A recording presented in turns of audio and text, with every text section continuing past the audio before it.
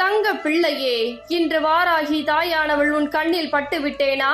அப்பொழுது நான் சொல்லக்கூடிய விஷயமானது நாளை உன் வாழ்க்கையில் நடக்க இருக்கிறது. என்ன தெரியுமா? இதோ உன் தாயானவள் சொல்கிறேன், முழுமையாக கேள். ஒவ்வொரு தருணமும் சில விஷயங்கள் உனக்கு நடக்கவில்லை என்று கவலைப்பட்டு கொண்டிருந்தாய் அல்லவா? அந்த விஷயமானது நீ தேடி தேடி அலைந்தும் அது உனக்கு கிடைக்காமல் இருந்ததல்லவா?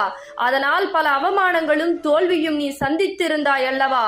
கடைசியில் இந்த தாயிடம் மன்றாடி, தாயே எனக்கு அந்த விஷயத்தை நடத்தி கொடுங்கள், உங்களுடைய பிள்ளையை காப்பாற்றுங்கள், ஆபத்தில் இருந்து என்னுடைய வாழ்க்கையை முன்னேற்றத்தை கொடுங்கள் என்று என் தங்க பிள்ளையானது அந்த விஷயத்தையே நினைத்து அழுது கொண்டிருந்தது.